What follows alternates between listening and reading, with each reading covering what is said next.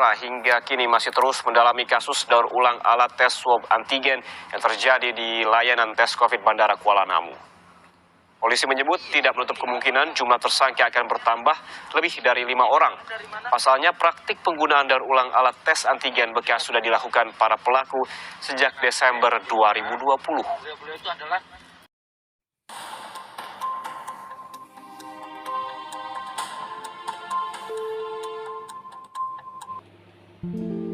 Assalamualaikum warahmatullahi wabarakatuh. Selamat pagi, selamat siang, selamat sore, dan selamat malam kapanpun kalian sedang menonton podcast ini. Perkenalkan, nama aku Namira Syawaliyasari dengan NIM 1810414220027. Sekarang kalian sedang menonton satu buah podcast yang bertujuan untuk memenuhi tugas ujian akhir semester mata kuliah Manajemen Public Relation atau Manajemen PR. Namun sebelumnya aku akan mengucapkan terima kasih dulu yang sebesar-besarnya atas bimbingan dan juga ilmu dari dosen pengampu, yaitu Bapak Mutahari Ramadan MIKOM dan juga Bapak Sarwani Asus MMedkom. Terima kasih Bapak atas ilmu dan juga bimbingannya sehingga saya dapat menyelesaikan tugas ujian akhir ini dengan baik.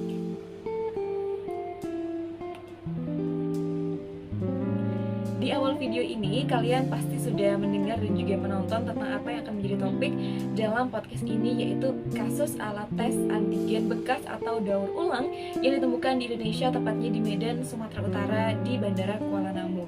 Hal yang menyedihkan dan juga sekaligus mencoreng nama Indonesia kembali terjadi.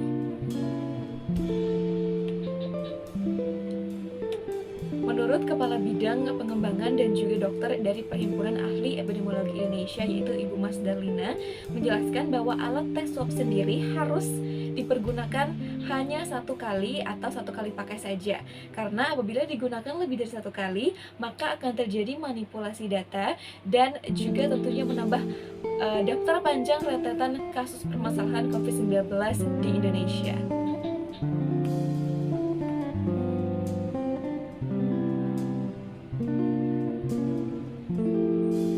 Lantas siapa yang menjadi dalang dan harus bertanggung jawab akan kasus ini? Pihak berwajib sendiri telah menangkap 5 tersangka yang merupakan pegawai aktif BUMN atau Badan Usaha Milik Negara di Indonesia, yaitu PT Kimia Farma. Juga terdapat 3 saksi yang berkemungkinan akan menjadi tersangka. Salah satu fakta mengejutkan dari fakta ini sendiri adalah alat tes rapid antigen yang didaur ulang atau bekas ini ternyata telah dipergunakan sejak bulan Desember di tahun 2020. Hal ini sendiri sudah dibenarkan dan juga dibuktikan oleh pihak kepolisian atau pihak berwajib. Saya akan menjelaskan kembali kronologi dari kasus ini. Jadi di tanggal 27 April 2021 dengan dugaan penggunaan tes antigen bekas ini berawal dari penggerbekan lokasi tes antigen di Bandara Kuala Namu di tanggal 27 April 2021. Jadi penggerbekan ini dilakukan di laboratorium rapid antigen Kimia Farma lantai M di bandara tersebut. Penggerbekan dilakukan anggota Diskrimus Polda Sumut, dan sebelum penggerbekan ini terjadi, polisi juga mendapat keluhan dari para calon penumpang pesawat yang mendapati hasil rapid antigen positif COVID ini dalam kurun lebih kurang 1 minggu terus menunjukkan hasil yang positif. Kemudian alat yang dimasukkan ke hidung ini diduga dibersihkan lagi setelah digunakan untuk digunakan kembali ke pasien berikutnya, dan polisi pun mengamankan sejumlah petugas laboratorium dan juga beberapa barang bukti ke Polda Sumatera Utara. Kemudian keesokan harinya di tanggal 28 April 2021, Polda Sumut melakukan pendalaman kasus, dan dalam pendalaman ini diketahui oknum mencuci atau membersihkan kembali alat antigen yang sudah dipakai atau dimasukkan ke hidung pasien untuk digunakan ke pasien berikutnya. Dan polisi pun mengamankan sejumlah petugas laboratorium serta beberapa barang bukti ke Polda Sumut, antara lain ratusan alat rapid test bekas yang sudah dicuci bersih dan telah dimasukkan kembali ke dalam kemasan, serta ratusan hasil pengambil sampel rapid antigen yang masih belum digunakan. 29 April 2021, layanan tes antigen di bandara yang bekerja sama dengan Kimia Farma ini di-stop untuk sementara waktu. Selain itu, polisi juga telah menetapkan 5 orang tersangka sebagai tersangka kasus ini. Mereka dijerat melanggar Undang-Undang Kesehatan dan juga Undang-Undang Perlindungan Konsumen. Kelima tersangka ini adalah orang-orang yang disebut bekerja di Kimia Farma sebagai pengelola laboratorium tes antigen bandara di Bandara Kuala Namu, Medan, Sumatera Utara. Direktrimus Polda Sumut juga menemukan bahwa penggunaan alat tes bekas untuk rapid antigen ini telah dilakukan sejak bulan Desember tahun 2020 dan setidaknya ada sekitar 250 orang dalam satu hari yang menjalani tes antigen di laboratorium yang dikelola oleh PT Kimia Farma ini di Bandara Kuala Namu. Setengahnya diduga menjadi korban tes antigen bekas tiap harinya. Sore harinya Menteri BUMN Erick Thohir pun menyatakan kegeramannya dan juga meminta para oknum dipecat dan diberikan ganjaran hukum secara tegas dan secara adil. Keesokan harinya di tanggal 30 April 2021, polisi menetapkan ex-manajer Kimia Farma bersama 4 orang bawahannya menjadi tersangka dengan dugaan penggunaan alat antigen bekas di Bandara Kuala Namu. Polisi memperkirakan aksi manajer Kimia Farma beserta bawahannya ini sendiri telah meraup keuntungan mencapai sebesar 1,8 miliar rupiah sejak 2020. Lantas, apa tanggapan pemerintah di bawah naungan Kementerian Kesehatan akan hal ini? Diungkap dalam wawancaranya dari salah satu stasiun TV swasta, ada Aryani Jaya selaku Direktur Jenderal Kefarmasian dan Alat Kesehatan Kementerian Kesehatan Republik Indonesia mengatakan bahwa harus ada izin dan pengawasan yang ketat dalam hal pelaksanaan, pendistribusian, dan penggunaan alat tes kesehatan terutama untuk tes COVID-19. Ia juga mengatakan pengawasan alat tes ini sendiri sudah dilakukan secara berkala dan dilakukan sesuai dengan skala prioritas yang ada. Untuk kasus ini sendiri, Kemenkes akan memberikan sanksi yang berat terhadap izin dari Kimia Farma sendiri. Dan selain menjerat undang-undang yang telah disebutkan tadi, kasus ini juga masuk dalam kategori jeratan hukum di Undang-Undang Nomor 6 Tahun 2018 tentang kekarantinaan kesehatan. Undang-undang ini antara lain mengatur tanggung jawab pemerintah pusat dan pemerintah daerah, hak dan kewajiban kedaruratan masyarakat dan dalam penyelenggaraan kekarantinaan kesehatan. Lalu juga mengatur penyelenggaraan kekarantinaan kesehatan di wilayah dokumen, sumber daya, informasi, pembinaan, dan pengawasan, penyidikan, dan ketentuan pidana sendiri terkait kekarantinaan kesehatan.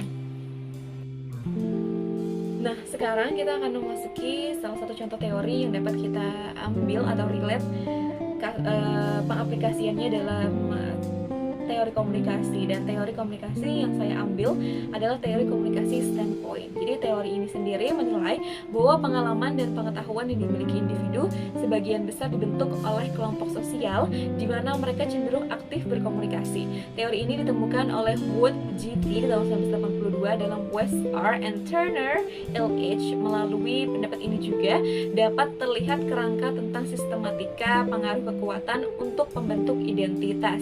Jadi teori sikap atau standpoint teori ini membentuk kerangka agar dapat memahami sistem kekuasaan. Teori kerangka ini juga dibangun berdasarkan pengetahuan yang berasal dari kehidupan sehari-hari. Individu-individu dalam sebuah wadah sosial merupakan suatu konsumen yang aktif dari sebuah realitas. Kemudian, perspektif individu adalah sumber informasi yang terpenting terkait pengalaman terhadap pendalaman mereka.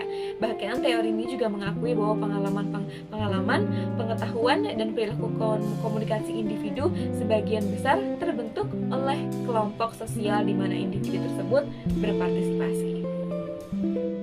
Nah, kenapa sih teori ini tuh bisa relate dengan kasus ini? Karena seperti yang kita ketahui sama-sama bahwa 5 orang tersangka ini adalah mereka yang bekerja bersama di lingkup kerja yang sama, dan juga mereka adalah orang-orang yang biasanya bertemu setiap hari dan menciptakan pola-pola komunikasi yang berkesinambungan atau bahkan mirip dan sama. Jadi mereka ini adalah 1 atasan dan juga 4 bawahan. bakalan saya kasih tahu sedikit mengenai siapa sih tersangka dari 5 orang ini ya. Yang pertama itu adalah seorang bisnis manajer dari laboratorium kimia farma sendiri. Dia ini diduga berperan sebagai penanggung jawab laboratorium dan yang menyuruh melakukan penggunaan cotton bud swab antigen bekas. Kemudian ada kurir laboratorium kimia farma.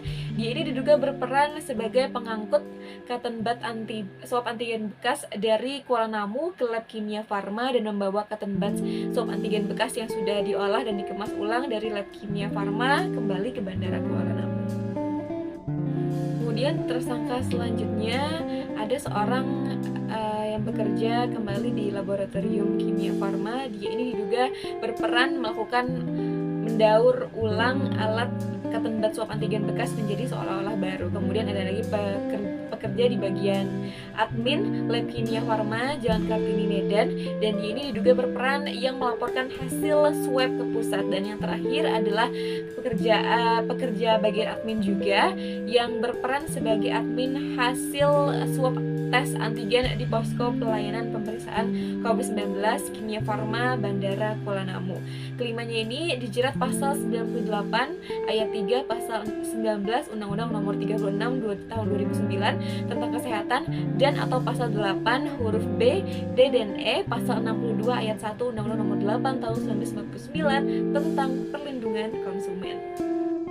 Tentunya pengaplikasian teori sikap atau standpoint teori dalam kasus ini merupakan contoh yang negatif ya, karena membawa dampak buruk bagi diri sendiri dan juga bagi orang banyak. Nah, jadi teman-teman, penggunaan rapid test bekas ini sebenarnya sangat berbahaya ya, karena bisa menularkan virus corona atau mungkin bahkan penyakit berbahaya lainnya. Rapid test antigen atau swab antigen merupakan salah satu metode untuk mendeteksi keberadaan virus corona. Jadi rapid test antigen sendiri digunakan sebagai salah satu syarat perjalanan dalam negeri dengan moda transportasi publik dan pribadi. Nah, untuk pengetahuan kita sebagai konsumen, gimana sih kira-kira ya cara kita itu untuk memastikan alat tes rapid antigen ini aman dan juga baru, nggak bekas.